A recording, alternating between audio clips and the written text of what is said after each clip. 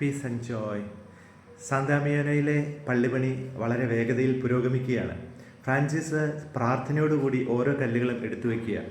അദ്ദേഹത്തോട് ചേർന്ന് നിൽക്കാൻ ആഗ്രഹിച്ച കുറേ ആളുകളെ ഇടയ്ക്കൊക്കെ വന്ന് ചെറിയ സഹായങ്ങൾ ചെയ്തു കൊടുക്കും. ഒരു കല്ലെടുത്തു വെക്കാനായിരിക്കാം, അല്ലെങ്കിൽ അത് ചെത്തി ഒന്ന് മിനുക്കുന്നതിലായിരിക്കാം, കുമ്മായം കൂട്ടുന്നതിലായിരിക്കാം. ഫ്രാൻസിസ് പക്ഷേ വളരെ തീഷ്ണതയോടുകൂടി പ്രാർത്ഥനയോടുകൂടി നിശബ്ദനായിട്ട് ഒട്ടും തന്നെ വിശ്രമമില്ലാതെ ഈ പള്ളിയുടെ കേടുപാടുകൾ പോക്കിക്കൊണ്ടിരിക്കുകയാണ്. ഫ്രാൻസിസിന് ഒക്കെ ഇത് എവിടെ നിന്നാണ് ഇവന് ഈ സിദ്ധി കിട്ടിയത്, എവിടെ നിന്നാണ് ഈ കല്ലുപണിയൊക്കെ പഠിച്ചതെന്ന് ആ വൃദ്ധനായിട്ടുള്ള ആ ശ്രേഷ്ഠ പുരോഹിതൻ ഇങ്ങനെ ചിന്തിച്ചുകൊണ്ടിരിക്കുകയാണ്. അദ്ദേഹം ഇടയ്ക്കൊക്കെ ഫ്രാൻസിസിനെ വന്ന് കാണും. വൃദ്ധനായതുകൊണ്ട് തന്നെ അദ്ദേഹത്തിന് മല കയറാനും അവിടെ എത്താനും ഒക്കെ ബുദ്ധിമുട്ടുണ്ട്. എങ്കിലും അദ്ദേഹം എല്ലാ സമയവും തന്നെ ഈ ഫ്രാൻസിസിനെ കുറിച്ച് ചിന്തിക്കുകയും ഫ്രാൻസിസ് ചെയ്യുന്ന ഓരോ കാര്യങ്ങളിലും വലിയ സന്തോഷത്തോടും കൗതുകത്തോടും കൂടി അദ്ദേഹത്തെ വീക്ഷിക്കുകയും ചെയ്യുമായിരുന്നു. അങ്ങനെ ഇരിക്കുമ്പോൾ ഇദ്ദേഹം തന്നെയാണ് ഫ്രാൻസിസിന് ആഹാരം പാകം ചെയ്ത് കൊണ്ടുവന്ന് കൊടുക്കുന്നത്. കാരണം ഇവൻ ഏറ്റവും വലിയ ധനികൻ്റെ മകനാണ്.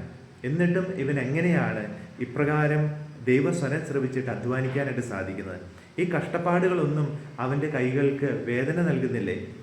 ഈ പട്ടുവസ്ത്രങ്ങൾ പരിചയിച്ചവന് കരിങ്കല്ലിനോട് പരിചയിച്ച് കഴിയുമ്പോൾ അത് എത്ര വിരോധാഭാസമാണ് അവിടെ സംഭവിക്കുക. മെത്തയിൽ കിടന്നുറങ്ങിയവൻ ഒന്ന് തലചായ്ക്കാനായിട്ട് ഒരു തുണി പോലും ഉപയോഗിക്കുന്നില്ല, ഒരു ചാക്ക് പോലും ഉപയോഗിക്കുന്നില്ല. അതൊക്കെ ആ വൈദികനിൽ വലിയ കൗതുകമുളവാക്കി. രാത്രി മുഴുവനും ഉറങ്ങാതെ തെരുവീതികളിലൂടെ പാട്ടുപാടി നടന്നവൻ ഇന്നിതാ പകല് മുഴുവൻ അധ്വാനിച്ചിട്ട് രാത്രിയിൽ അവൻ ആ കിടക്കുന്ന ഇടങ്ങളിൽ ഉണർന്നിരുന്ന് പ്രാർത്ഥിക്കുന്നു. ചെറിയ മെഴുതിരി വെളിച്ചത്തിൽ, എണ്ണവിളക്കിൻ്റെ വെളിച്ചത്തിലൊക്കെ അവൻ ഉണർന്നിരുന്ന് പ്രാർത്ഥിക്കുകയാണ്. ഇവന് എന്തൊരു മാറ്റമാണ് ഈ യുവാവിൽ സംഭവിക്കുക. അദ്ദേഹത്തിന് ഒത്തിരി ഒത്തിരി സ്നേഹം തോന്നി ഫ്രാൻസിസിനോട്.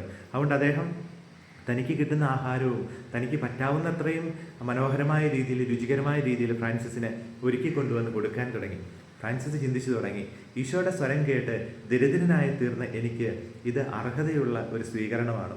ഇത്രമാത്രം വിശുദ്ധനായിട്ടുള്ള ഒരു പുരോഹിതൻ എനിക്ക് വേണ്ടിയിട്ട് അധ്വാനിക്കുന്നത് ശരിയാണോ? ഫ്രാൻസിസ് പറഞ്ഞു, പിതാവേ, അങ്ങ് ഈ ചെയ്തു തരുന്നതെല്ലാം എന്നോടുള്ള സ്നേഹം തന്നെയാണ്. അതിന് ഞാൻ ദൈവത്തിനു മുമ്പിൽ പ്രാർത്ഥനയും നന്ദിയുള്ളവനാണ്. അങ്ങ് അനുഗ്രഹിക്കപ്പെടട്ടെ. അങ്ങ് തീർച്ചയായിട്ടും സ്വർഗത്തിൽ എത്തിച്ചേരുന്നവരെ ഞാൻ പ്രാർത്ഥിക്കുന്നതാണ്. പക്ഷേ ഇനി മുതൽ അങ്ങ് എനിക്ക് ആഹാരം പാകം ചെയ്തു തരേണ്ട. ഞാൻ വളരെയധികം പാപിയും ബലഹീനനുമാണ്. ഞാൻ ഈ കഠിനമായ സാഹചര്യങ്ങളൊക്കെ പരിചയിക്കേണ്ടവനാണ്. ഈശോ എന്നോട് പറഞ്ഞ കാര്യം നിർവഹിക്കുന്നതിന് വേണ്ടി ഞാൻ ഏൽക്കുന്ന ഓരോ സഹനവും എനിക്ക് സന്തോഷം തന്നെയാണ് അച്ഛ. അതല്ലേ എൻ്റെ ആനന്ദം, അതല്ലേ എൻ്റെ സമ്പാദ്യമായിട്ട് മാറുന്നത്. ഈ ലോകത്തിൽ ദരിദ്രനാവാനും സ്വർഗത്തിൽ സമ്പന്നനാവാനും ഞാൻ ആഗ്രഹിക്കുകയാണ്. ആ വൈദികൻ്റെ ആഹാരം പിറ്റേ ദിവസം തൊട്ട് ഫ്രാൻസിസ് സ്വീകരിച്ചില്ല. ഫ്രാൻസിസ് ആ വൈദികനോട് പറഞ്ഞു, ഞാൻ ഭിക്ഷാടനത്തിനായിട്ട് പോവുകയാണ്.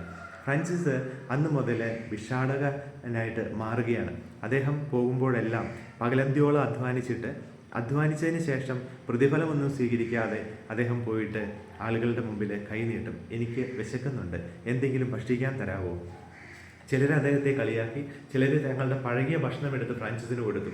അങ്ങനെ തനിക്ക് കിട്ടിയ ആഹാരപദാർത്ഥവുമായിട്ട് ഒരു പുഴക്കരയിൽ ചെന്നിരുന്നിട്ട് ഫ്രാൻസിസ് ഒരു അരുവിക്കരയിൽ ചെന്നിരുന്നിട്ട് ഇതൊന്ന് രുചിക്കാനായിട്ട് പ്രാർത്ഥിച്ചതിന് ശേഷം എടുത്തു നോക്കി. ഫ്രാൻസിസിന് അസഹനീയമായ ദുർഗന്ധം അനുഭവപ്പെട്ടു. ഫ്രാൻസിസ് അത് പുറത്തേക്ക് വലിച്ചെറിയാനായിട്ട് തുടങ്ങിയപ്പോൾ പെട്ടെന്ന് അവൻ്റെ ഉള്ളിലേക്ക് വന്നു, എനിക്ക് ശരിക്കും അർഹതയുള്ളത് ഇത് തന്നെയല്ലേ? കർത്താവ് തന്ന കൃപകളും കർത്താവ് തന്ന വിശുദ്ധിയും കർത്താവ് തന്ന നല്ല ജീവിതവും ഒക്കെ എൻ്റെ ജീവിതത്തിൽ ഞാൻ നന്മയ്ക്കായിട്ട് ഉപയോഗിച്ചില്ല. അതുകൊണ്ട് എനിക്ക് അർഹതപ്പെട്ടതാണിത്. ഇത് കളയാൻ എത്രമാത്രം അഹങ്കാരിയാണ് ഞാൻ. ഇത് ദൈവത്തിൻ്റെ മേശയിൽ നിന്ന് എനിക്ക് ലഭിച്ചതല്ലേ? അവൻ പ്രാർത്ഥനാപൂർവ്വം ദൈവത്തിനു മുമ്പിലേക്ക് കണ്ണുകൾ ഉയർത്തി നന്ദി പറഞ്ഞു. അതിനുശേഷം ആ ആഹാരം നന്ദിയോടുകൂടി ഫ്രാൻസിസ് സ്വീകരിക്കുകയാണ്. ഫ്രാൻസിസിൻ്റെ ജീവിതത്തിൽ ഒരു വലിയ വഴിത്തിരിവ് സംഭവിക്കുക. ഈശോ ഫ്രാൻസിസിനെ ഒരു പരിശീലനത്തിലൂടെ കടത്തിവിട്ടുകൊണ്ടിരിക്കുക. ഫ്രാൻസിസിന് ദൈവം കൊടുത്ത സ്വരം എൻ്റെ ആലയം പുതുക്കി പണിയുക എന്നുള്ളതാണ്. പക്ഷേ ഫ്രാൻസിസ് പരിശീലിക്കുന്നതോ കല്ലും മണ്ണും ഉപയോഗിച്ചുകൊണ്ടുള്ള ഒരു പള്ളി പുതുക്കി പണിയാനായിട്ടാണ് ഫ്രാൻസിസ് നോക്കിയത്. അതിനുവേണ്ടി ഫ്രാൻസിസിനെ ദൈവം നയിച്ചതോ ദാരിദ്ര്യത്തിൻ്റെയും അവഗണനയുടെയും ഭിക്ഷാടനത്തിൻ്റെയും ഒക്കെ വഴികളിലൂടെയാണ്. ഇതാണ് ദൈവത്തിൻ്റെ പരിശീലനം. പ്രിയമുള്ളവരെ, ഇവിടെ നമുക്ക് ദൈവത്തിനു മുമ്പിൽ നമുക്ക് മുൻപിലേക്ക് വരുന്ന എല്ലാറ്റിനും ആമേൻ പറയാനുള്ളൊരു കൃപ നമുക്ക് ആവശ്യമാണ്. നമ്മുടെ ജീവിതത്തിലെ ചിലതൊക്കെ നമുക്ക് അസഹനീയമായിട്ട് തോന്നിയേക്കാം. പക്ഷേ പ്രാർത്ഥിച്ചിട്ടും ദൈവത്തിന് സമർപ്പിച്ചിട്ടും നമുക്ക് മുൻപേ വരുന്ന സഹനങ്ങളെ, നമ്മുടെ ജീവിതത്തിലേക്ക് കടന്നു വരുന്ന സഹനങ്ങളെ നമ്മൾ സ്നേഹപൂർവ്വം സ്വീകരിക്കുമ്പോൾ സ്വർണം അഗ്നിയിൽ ശുദ്ധി ചെയ്യപ്പെടുന്ന പോലെ കർത്താവിന് സ്വീകാര്യരായ മനുഷ്യർ സഹനത്തിൻ്റെ തീച്ചുളയിൽ ശുദ്ധി ചെയ്യപ്പെടുമെന്ന വചനം നമ്മുടെ ജീവിതത്തിൽ നിറവേറുകയാണ്. ദൈവഹിതത്തിന് നമുക്ക് ആമേൻ പറയാം. നമ്മുടെ കർത്താവായ ഈശോ മിശിഹായുടെ കൃപയും പിതാവായ ദൈവത്തിൻ്റെ സ്നേഹവും പരിശുദ്ധാത്മാവിൻ്റെ സഹവാസവും നാം എല്ലാവരോടും കൂടെ ഉണ്ടായിരിക്കട്ടെ, ഇപ്പോഴും എപ്പോഴും എന്നേക്കും.